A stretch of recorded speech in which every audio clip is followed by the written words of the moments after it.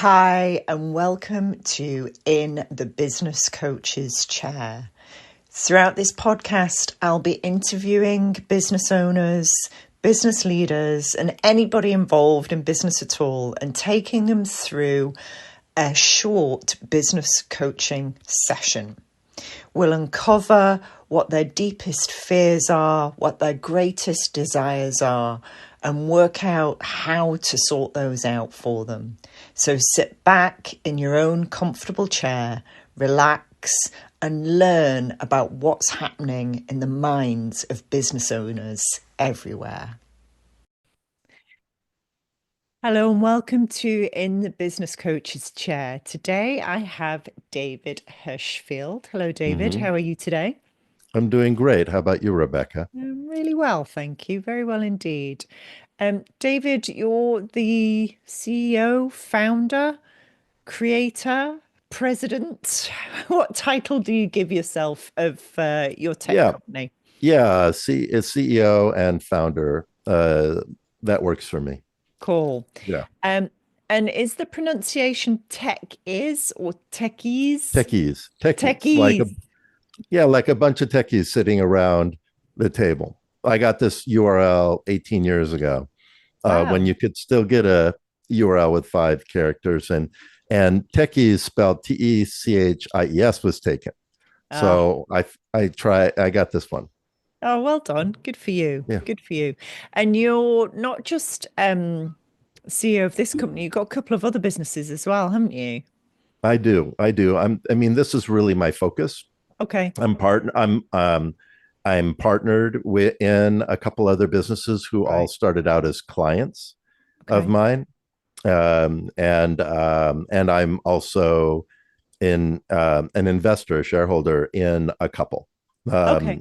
I don't make a habit of doing that because that complicates the relationship when you're Yeah. a provider.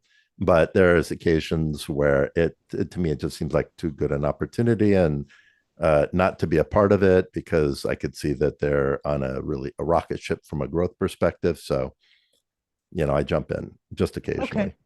That makes sense.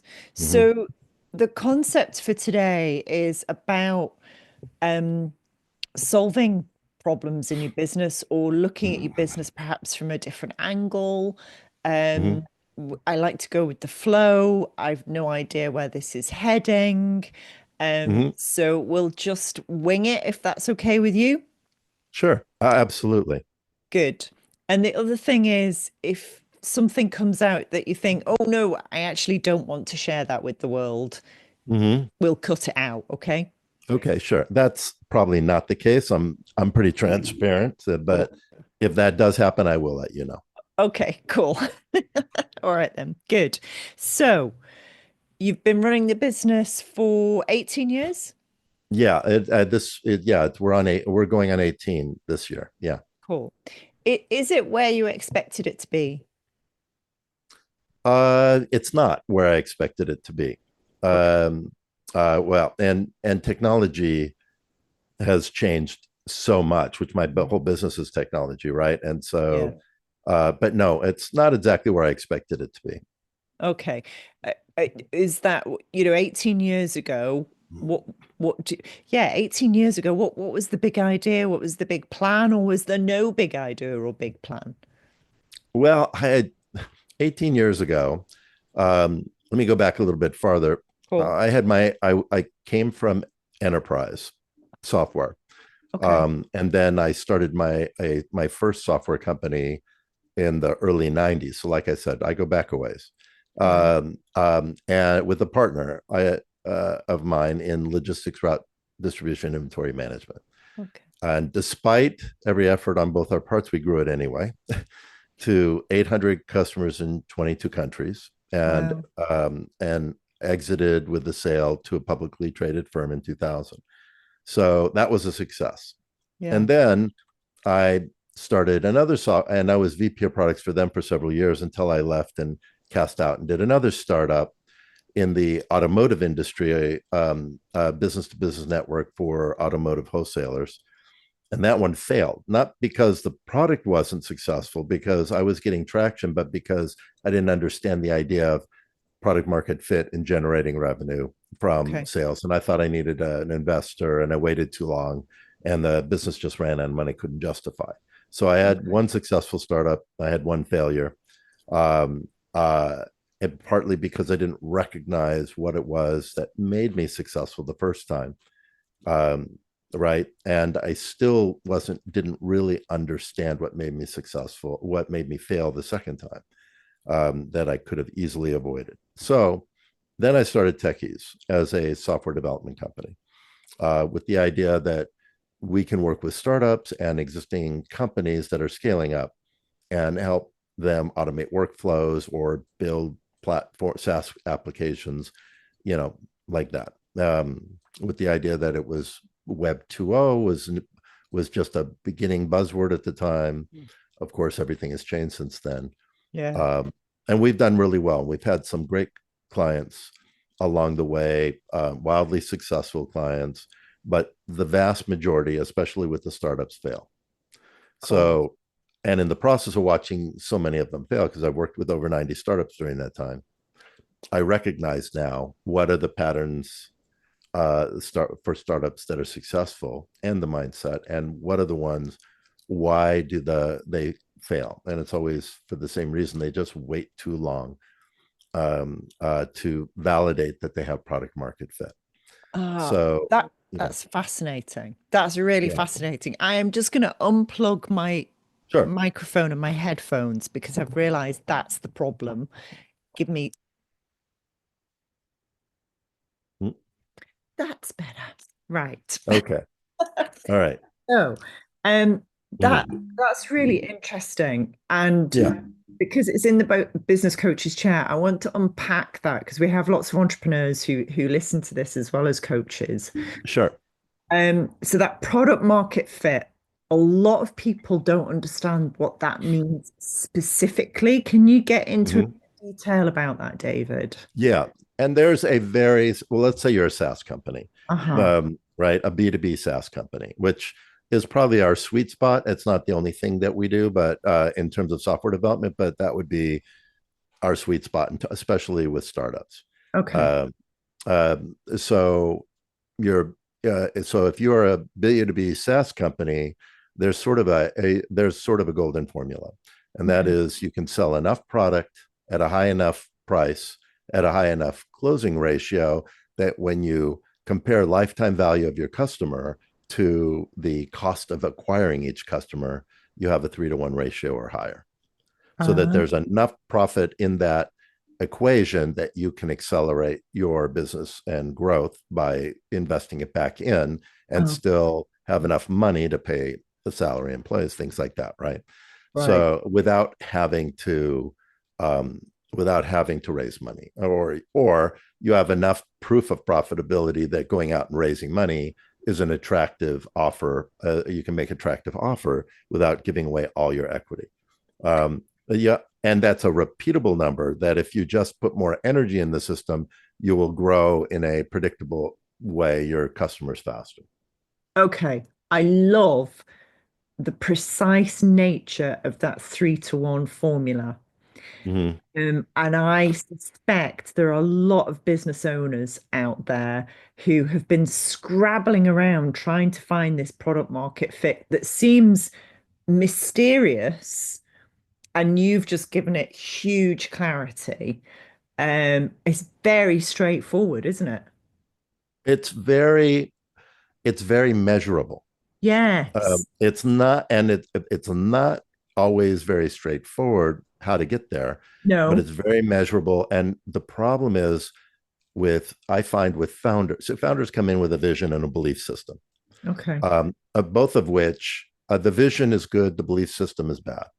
Okay. So, Interesting. having vision means you believe that you can see where things are heading and what the possibilities are, but the belief system that you believe that will come true is where founders that are unsuccessful often are stuck in these belief systems. So, what does that mean? Yeah. Well, a founder wears a black robe when they start a company, because they have this religious fervor about the success of it, right?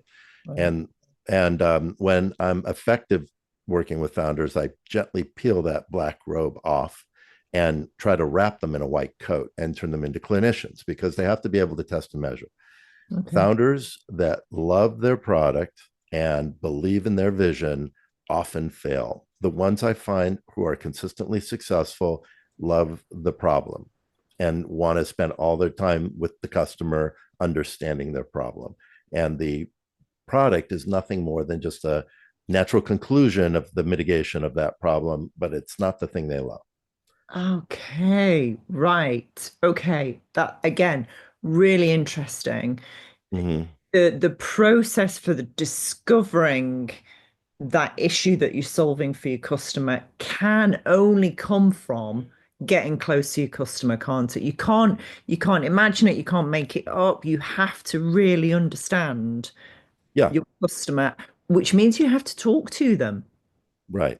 You have to talk to them at often and many different ones, right?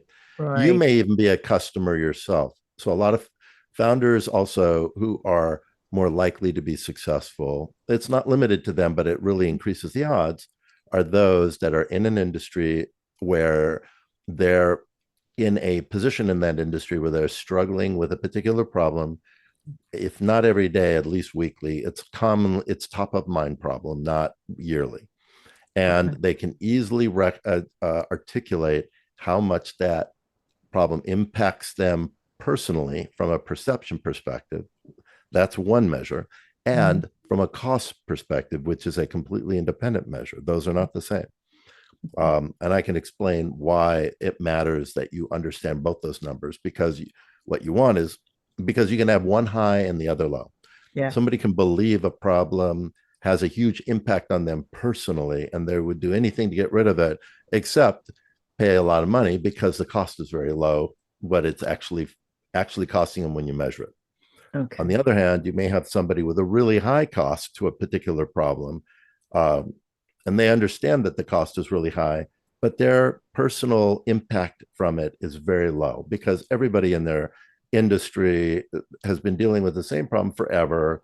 um, Uh, if they're inside a bigger company, management's just not going to really support me doing anything about it, and nobody really cares, right? So right. that's a low perceived impact, even though the cost is really high. Right. So as a founder, your job with all the niches you can market to and all of the root problem statements that you can tease out from your product, which niche is the one that has Mhm. the one or two of the problems you're solving at the highest perceived impact and the highest cost. Because Right. then you can get their attention and you can charge enough Yeah. to for the product. Okay. I'm with you. And how do you Yeah. apply the principles to your business now? Well, so okay, cobbler's kids' shoes, right? Yeah. Yeah. Yeah. So and in my business, I'm a service-based business, Yeah. right? So it's a little different in a Mm. service-based business because product market fit is basically whenever I find a customer who has a project they need done, Mhm. that's who's my client. So for us, product market fit is being exceptional in terms of how we deliver, how we develop, how we track our level of transparency, how we build design prototypes. Those are things that we strive to be exceptional at. And what that means is that when a group is exceptional at what they do, they have evidence in terms of the artifacts that are produced that other companies who are not exceptional don't produce. Okay. And so I never expect anybody to believe me when I say we're an exceptional team. I say, let me show you what exceptional teams do and what they produce from an evidence perspective, and you can make your own decision. I'll tell you we're exceptional, but you make up your own mind whether we are or not. Yeah.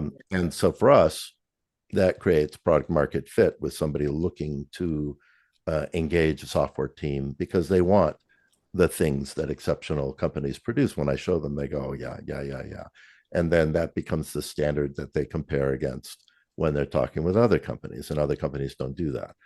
Okay. So um, my business problem has always been, excuse me, my Mm. business problem has always been how to build a consistent pipeline of potential clients and projects so that I can scale in a predictable way, Yeah. so that I can scale my business, which I think recently I have found the a way of doing that. But I have spent a fortune over the last 3 or 4 years in particular, because all my business came from referrals up until 3 or 4 years ago. I mean, it still does, Uh-huh. but you can't really scale that way No, you can't. if it's just on your personal relationships and referrals and nothing else. So you can maintain a steady state and even grow to a certain degree, which we have done effectively as you can, but there's no Mm. scaling at that for that. So that has been my problem for several years. Um, I'm And finding, yeah, go ahead. sorry to interrupt, but what have you created a product then, David? Well, we are actually creating a few products Okay. um, uh, that we are building for internal use. Okay. Again, we're that profile that I just described of a company who is struggling. Oh, back to that. So, company is somebody in a company. It may be their company. They may be a stakeholder or employee in somebody else's company, but they're struggling with this problem that is Mm. top of mind, that has a high perceived impact and a high cost, and they can easily articulate why it personally impacts them, how they feel threatened by this problem, and and they can articulate the cost of what this problem is actually costing them financially or the Okay. business. And then they're part of an industry with people doing exactly what they do, that have the struggling with the exact same problem that they're struggling with, and they have reach to that community of people that are in that same position. Those three formulas set somebody up to potentially be successful. It reduces the risk dramatically if they're coming at it from that position. Okay. Then they have to make sure that they take off the black robe, put the white coat on, and go out and talk with all the other people like them, and find out what the nuances and differences is from all their perspectives, and and the perceived impact and the cost equations. And that's where they should spend their time. um, the problem mitigation becomes obvious Yeah. when you do that. The software just becomes the natural evolution of that process, um, instead of it being this thing where you're going to be the next Facebook and you spend $1 million and can't get 50 people to use your platform when Yeah. they right. I see lots of those. I I see do lots of, too.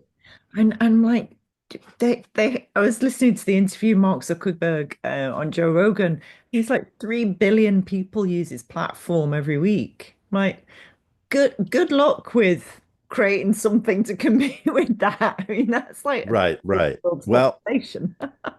there's one that just recently, a big one that just recently failed, not my client, but I know somebody who was a senior person in their marketing, in the marketing world for this company, a company called Almanac, which was a competitor to Notion.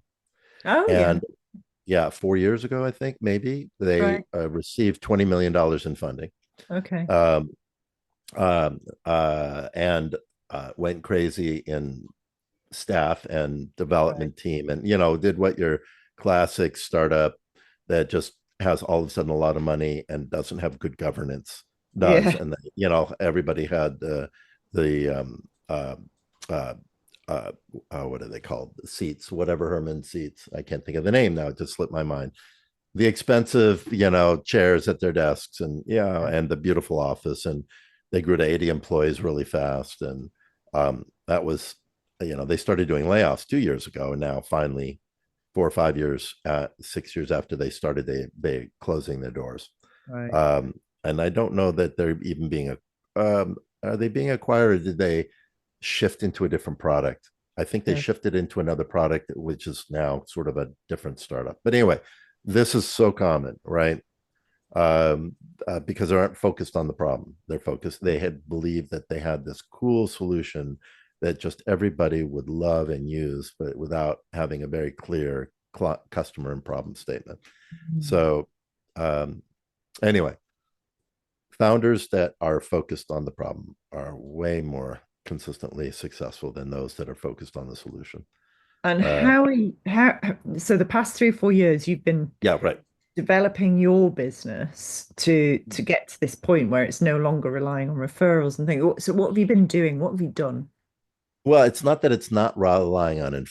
referrals anymore. I sort of gave up on trying to find a different way to bring in business. Okay. So Okay. instead, I embrace. But it took me a few years of spending a lot of money on marketing to realize that that's not going to work. And I Okay. didn't want to build a big sales team Mm. until I was sure I had a repeatable way to put highly qualified potential clients in front of salespeople that I could and scale that. And Um, so what I finally realized I had to do was I have to create referral partners, people okay. are that come in that are in the flow of that stream of potential business. Right. Um, and a successful referral partner in my mind is somebody who can refer 3 to 4 qualified projects a year Yeah. to my company. That's Okay. that's an active referral partner. It doesn't need to be 100. It does, but it's more than just one in a year. Okay. And then the problem is, who are those people and how do I establish the relationship with them? And that's when I finally, about 4 months ago, embraced podcasting. Ah. Um, and so both interviewing and being interviewed, Okay. as well as, of course, the brand building, right?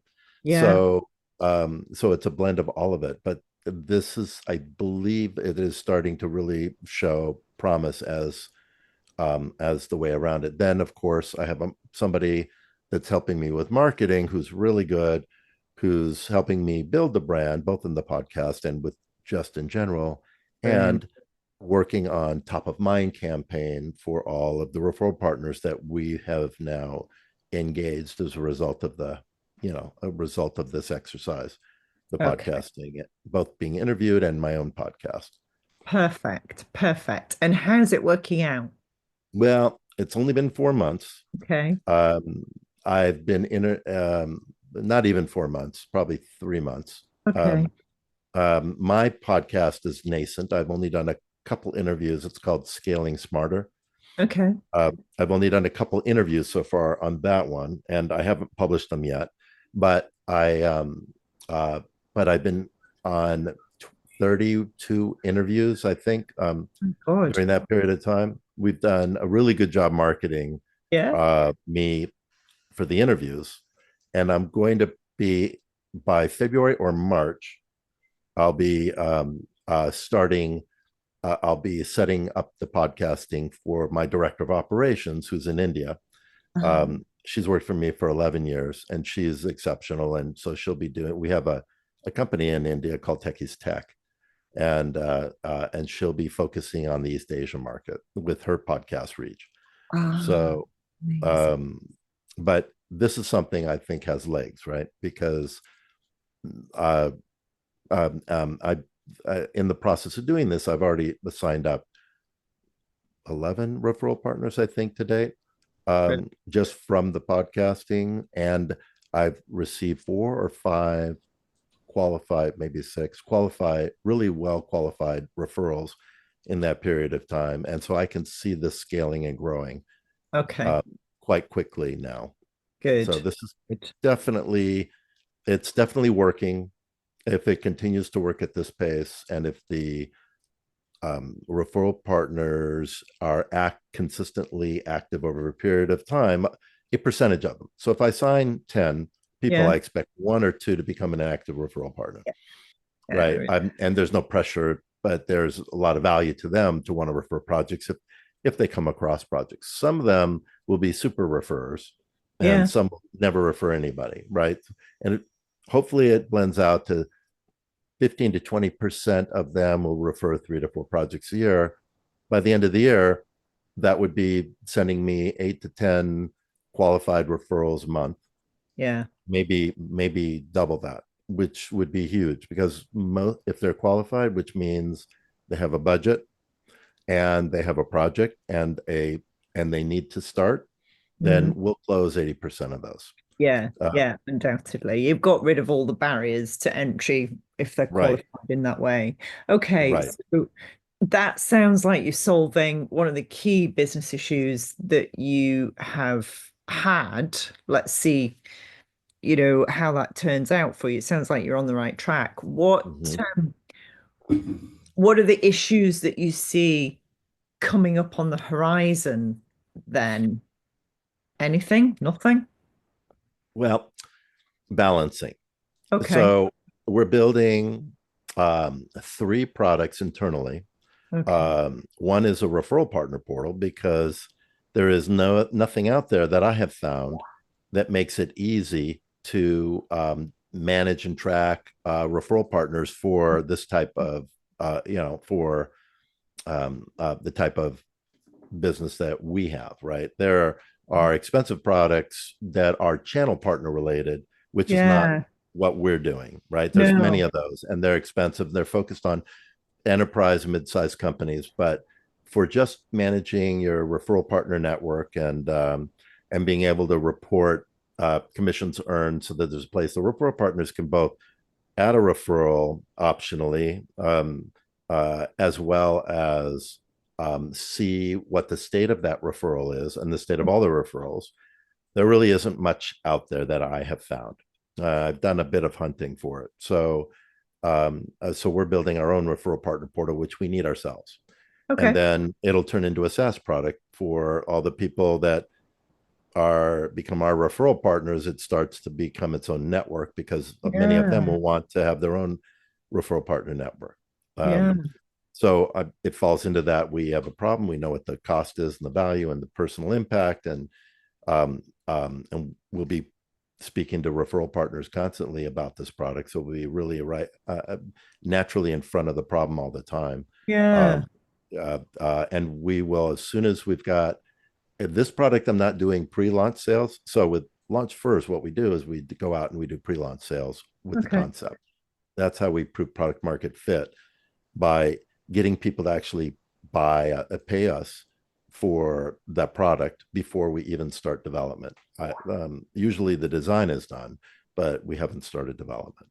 And Right. if we can't get those sales from who we believe are ideal clients, even though we're offering them a killer opportunity to get in early, then there's probably a problem either with who we picked as our early adopter, or the product messaging, or maybe we're building something that the world doesn't need yet, and we can try pivoting 2 or 3 times very quickly and easily at that stage because we haven't built the product yet. And if we can't find a path to revenue early on, then it's fair to say that maybe this is the wrong product for the wrong time in the wrong Yeah. market, and we fail fast and cheap, Yeah, which definitely. failing fast and cheap should be the goal, right? i'm Yes. gonna i'm gonna make this fail fast and cheap, or it's going to be successful. Yeah, and pretty damn quickly, don't you? Yeah, you Yeah. do. Yeah. Right, very Do. quickly by how people are reacting to your offer. Yeah. Yeah. Yeah. Or not. It's Yeah. usually the Right. lack of reaction that tells Yeah. you. Or the lack of reaction. Yeah. Exactly. Yeah, definitely. So you Yeah. mentioned balance there. So there's that on the Yeah. go. What else? Two other things, I think you said. Well, two other products we're building. So we have Right. the referral partner portal, which we're building. Uh-huh. We have the launch first niche analysis Okay. Yeah. methodology, and the niche analysis is the hardest part of that whole methodology because it's tedious and it's metrics driven. It requires founders to spend a very concentrated amount of time understanding all the first of all, who are all the potential niches they can market to? What are Uh, all the root level problem statements yeah. that they tease out from their product? A root level problem statement is much. It's basically if you say, "Here's our problem statement," and you ask, "Why does that matter?" 2 or 3 times, then you're going to Mm. get down to the root problem statement. Okay. When does it get to the point? Well, because if I don't fix that problem, it's going to do this to me, Okay. and that's right. And it will prevent me from being able to achieve whatever. The root problem statement has to end with something like that, or you haven't gotten there yet. So if you Okay. just say if the root problems, most of the time when people do problem statements, they don't really understand it, and they provide a benefit that they believe the Ah, product will accomplish. Yeah. right? Okay. Rather than Instead of the getting the foundation problem itself. Yeah, piece. right. Then they get Yeah. past that, and then they give you a problem statement, which is very high level and generic that nobody cares about. Yeah. Yeah. Like Yeah. Yeah. like a survey app, for example, for a client that we were working with, who had a pitch deck, and one of the problem statements was businesses don't have the information they need when they need it. That's Okay, ridiculous. that's very generic and it's true, and everybody knows this. So who cares? Right? Yeah. So what? Yeah, Whatever. right. Next. Yeah. Right. Okay. And it took a few whys to get down to what the root level problem was, but you have to stand in a stakeholder's shoes who's struggling with this in the context of their business to be able to articulate that root level problem. Okay. For example, I'm a corporate manager, and I've got like maybe a director in my company, and I've got 10 managers reporting to me, and each one of them have 10 people in the team. So there's 110 people on total.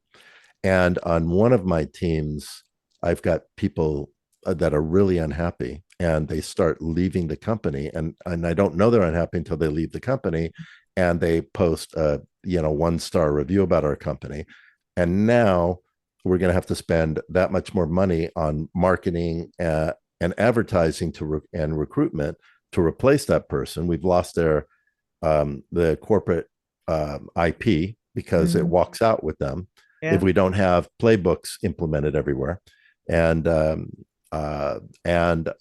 we have to spend more money now to find good recruitments than we would have before that person posted on the job boards what a crappy company we are.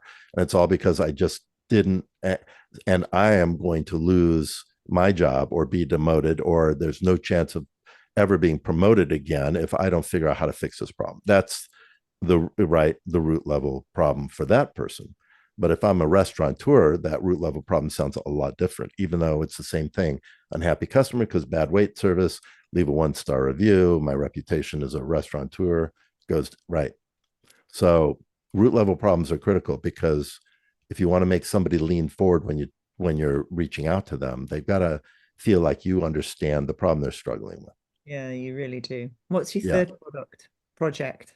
So the third product is estimating projects. So we do, like I talked about being exceptional. One of the things that we're really exceptional at is estimating projects. Okay. In terms of the level of detail and depth that we go into, and the accuracy. And Okay. so once we're in process with a client for years, we'll estimate, like our largest client last year, estimates versus actuals, because we track both. We had a 5.6 variance Okay. from the estimates versus the actuals. Most software development companies around 30% Really? variance with existing customers, and 200% to 300% variance with brand new estimates for a That's client. called making it That up as you go along, that is, David. Yeah. So but we estimate really accurate, but it's an expensive process to spend that time to do that. And Okay. so we're building an AI model for basically mimicking our estimation process, because we're really accurate. Right. um, and uh, and then that's for us internally, which we're going to then turn into a SaaS product, right? And that one will do pre-launch sales using our prototype. Prototype will be ugly, but it will work and prove the concept. And we have a design prototype that's beautiful, but won't be out for a while. So Okay. we'll do launch first with this product, Okay. um, which once we've got the first version of it available, which is soon. And out of the three, let's call them your little, I don't know, projects that you're nurturing, your three children that you're nurturing here, Yeah, which one's your favorite? I none of well, none of them are my favorite yet, because I Okay. haven't seen the because we don't have the working models of them yet to Okay. automate the process that we're doing manually. But the one I need the most immediately is the referral partner portal, because Okay. now we're tracking all in spreadsheets at the moment. Um, in my CRM, but that's not a good way to track it, and No. on spreadsheets. Oh. And I can see that getting to be a bigger management problem, and it doesn't give my referral partners any visibility. Okay. right? So I'm going Yeah. to ask that question a different way around. Is there anyone out of the three that are the ugly baby? That are what? The The ugly baby? ugly baby. Yeah. Um, Probably launch first only because it's really difficult Okay. to do this. Okay. It requires more sophisticated AI model to do it, Right. because every single startup is different, and so you've got to have enough data related to that startup that it can, because there's a scoring matrix, that there's a couple scoring matrices, one for that perceived impact and one for the cost, and then we take those two things and then bubble chart them based on the top problem statements by niche. Okay. Um, and but the scoring is hard because Mm, you may have 20 niches and 15 problem statements, which yeah. gives you um, Whatever maths on that. 300 intersections in your Yeah. matrix. Right. And you Okay. need to have enough distribution in the scoring of those things between 1 and 300 that when you bubble chart it, the obvious early adopters, potential early adopters, float to the upper right of that bubble chart. All right. Cool. All right. So, and your gut, David, your gut Yeah. feel out of the three, which one's the one that you go, do you know what? That's the one that's gonna fly. I think the referral partner port. Well, I know the what it's called estimize. The estimize will, but it won't take off in the same way Okay. because there's no natural referral network for people to share with other development companies Yeah. the tool, right? Sure. um, Except within their own companies and other people in their companies using it. But I think there might be also, they don't want to tell anybody about it, why, how they're able to produce these really good estimates.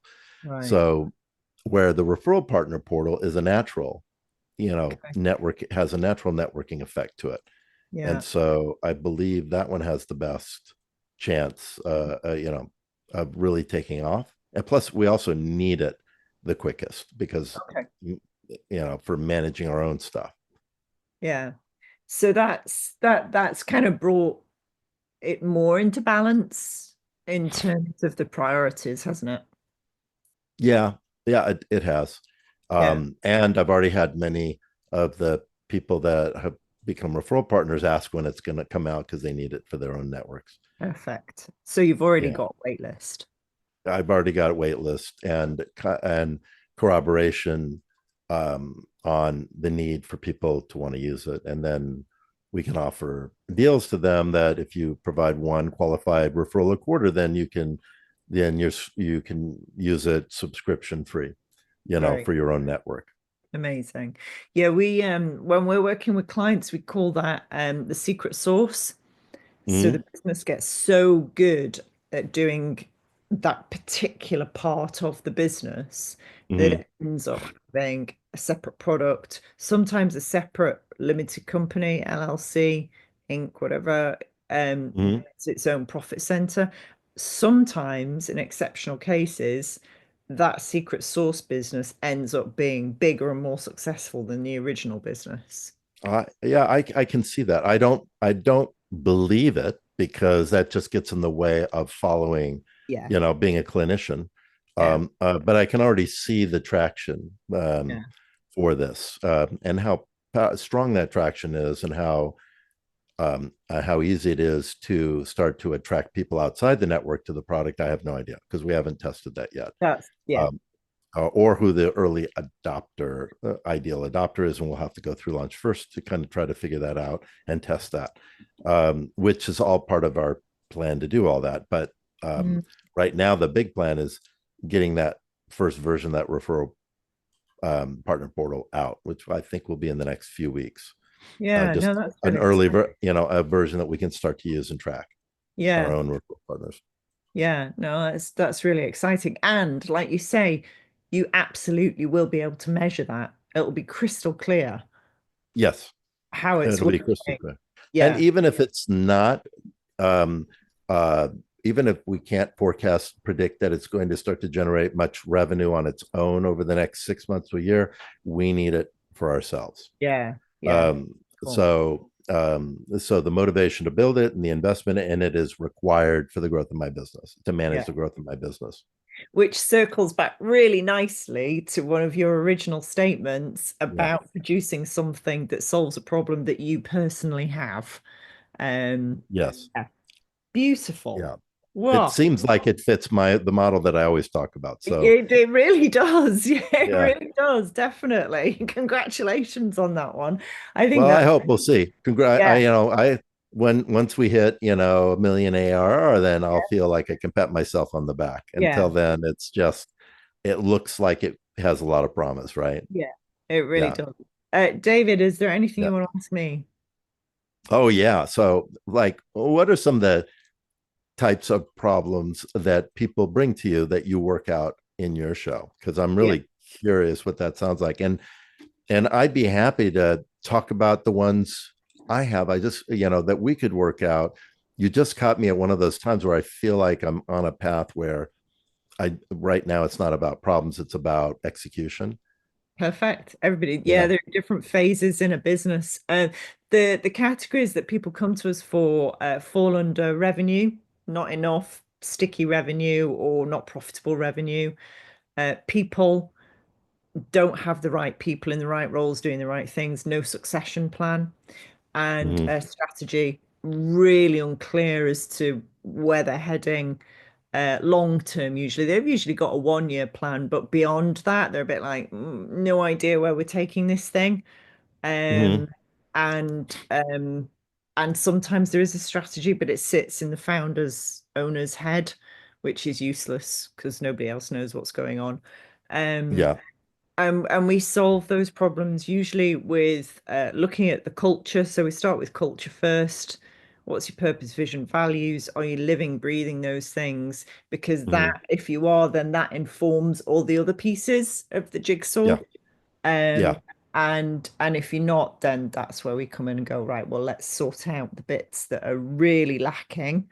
And then we'll tweak the bits that you're doing okay on at the moment. And it usually, Mm-hmm. well, certainly in all the clients I've ever worked with, it ignites that passion, that enthusiasm, that engagement that you need from everybody in the business to work towards this common goal, um, Mm-hmm. and helps them understand, for what purpose they're doing this, which gets them through the hard times and the easy times.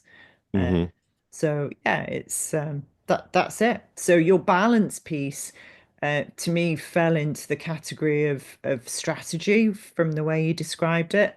Which Mm-hmm. the babies do you pick to work on primarily? And you've answered that. Great, you're good to go. Um, Yeah.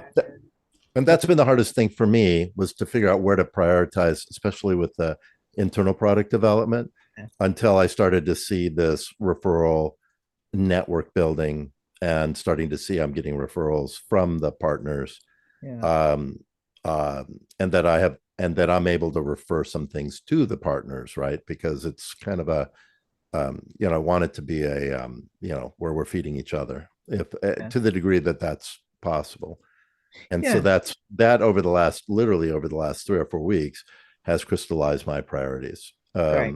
What we need first and why, Yeah, and how it'll add value to the business in the right way. Because I expect over the next year, or my goal is over the next year to 18 months, that we become a equivalent product company and service company, not just a service company.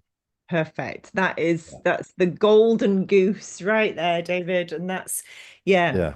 Whenever I've worked with service businesses, it's what's your product? What's your product? What's your product? Because Right. that's where you're going to get the growth. It's Yeah. as you rightly said right at the beginning, the service will get you so far, and and if you're lucky and you acquire or you expand or you suddenly get a series of huge contracts or whatever, you can scale that, but it's so hard to do. Uh, Mhm. but yeah, Yes. nice one. Good. Yeah. I'm really intrigued to see you in a year's time, David, and see where you're Yeah. up. Me too. I'm really intrigued to see me in a year's time as well. Yeah. Yeah. That's amazing. Thank you so much. I really appreciate it. I'm going to finish with one last question. If your business had Sure. a personality or a character, either who would it be or how would you describe it? I'm not sure I understood the question. If my what? If my If it business, had a personality or characteristics, or was a character, famous, not famous, fictional, either describe the characteristics of the business or describe huh? the person or thing that it might be. Um, okay, I need to think about that. Let me see. Personality that my character would be. Uh, I'm trying to think of a character that is translucent. That's probably Okay. not the right thing. Or um, I don't have a good answer for you. I'm going to spend a lot of time on this. Right. And I Oh, may send you a little audio recording of here it is after okay. the recording that you can, add it, or a Zoom, a Loom recording or something that maybe you Okay, can cool. paste in, because I can't think of who that would be today. It, Um, I'm going to ask a supplementary question. All oh, right. Phoenix. Oh, you know what? It's Phoenix. Okay, cool. It's The Phoenix the bird. because I have several times um, um, had a lot of my, or more than 70 or 80% of my revenue coming from one large client. That happens as some of these clients just grow really fast, and then we're trying to keep up with them. And sometimes because we do such a good job, they get acquired, and then and then they're using the acquisitions development team, and we're helping them transition, not because we failed, but because we're really successful. And Yeah, then we lose the whole revenue stream within a few months. right. So, and we have to basically pick ourselves up from the ashes. We'll have to do that several times. Cool. Right. And I've never borrowed money from anybody, That's a except during COVID when the SBA loans were so cheap, right?